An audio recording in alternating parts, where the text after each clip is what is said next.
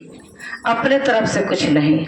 साहब 3 सूत्र दिए हैं, दया, चर्चा, प्रणाम। सबको पता है कि दया मांगना है कि हे शिव, आप मेरे गुरु हैं और मैं आपके शिष्य हूँ, मुझ शिव शिष्य पर दया कर दीजिए। दूसरा सूत्र, गुरु के आदेशित कर्म। शिष्य के मतलब सीखना, शिष्य का मतलब होता है सीखना। हम और आप आए हैं सीखने के लिए। था दूसरा सूत्र, आदेशित कर्म, गुरु ने जो कहा है उस राह पर चलना। और तीसरा में 108 बार नमः शिवाय से अपने गुरु के चरण में प्रणाम निवेदित करना है।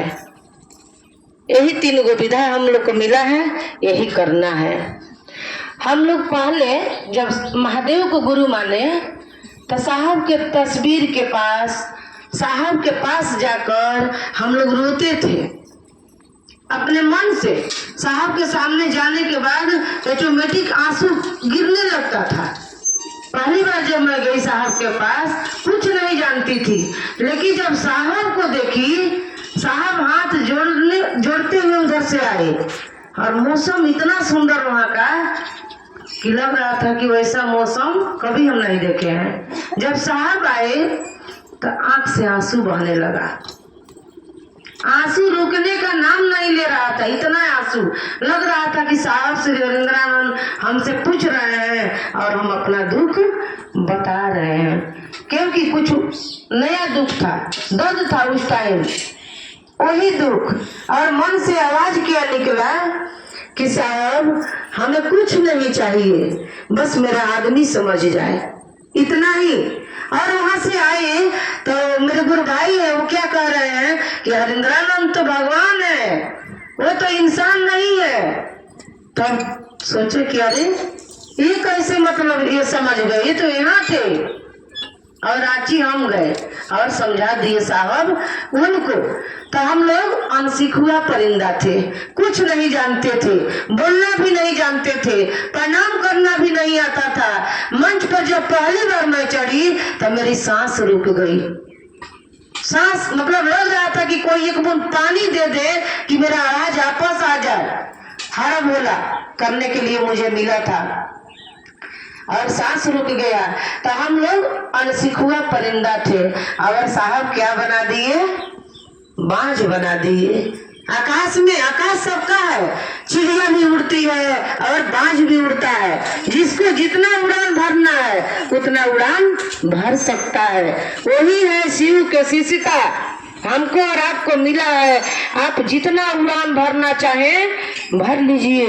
किसी गुरु भाई गुरु बहन के पीछे मत जाइए, जाना है तो उस हरिंद्रानंद के पीछे जाइए, उस महादेव के पीछे जाइए।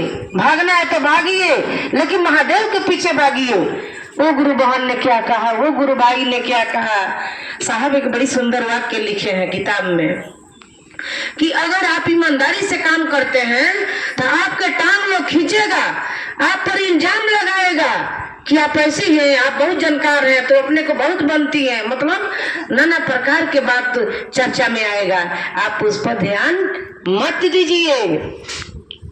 आप क्या कीजिए, जो आपके प्रति अगर कुछ कह रहा है, चाहे महादेव के प्रति अगर कोई कुछ कह रहा है, तो आप अपने मन को मोड़ लीजिए, मतलब अपने मन को वहां से मोड़ लीजिए, मान बना लीजिए।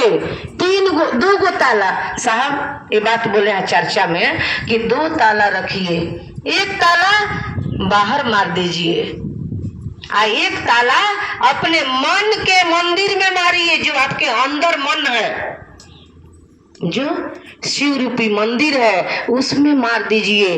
और मार के शिव के तरफ बढ़ते चलिए, क्योंकि आपका मंजिल शिव है। साहब ने जब बढ़ रहा था, साहब बोले कि जब मैं बढ़ रहा था मंजिल के तरफ, तो रास्ते में हजारों कांटे आए, हजारों बाधाएं आए, हजारों चुभन गुरु भाई गुरु बहन ने हमको चुभाए। मैं भाला के नोक पर जीता था, लेकिन मैं वो नहीं देखा। मैं बढ़ते गया। एक दिन क्या हुआ कि उसी कांटे में से एक सुंदर फूल निकला। वो फूल था गुलाब का। इतना सुंदर कि अब लोगों ने देखना शुरू किया तो कांटे को पीछे छोड़ दिया और गुलाब को फूल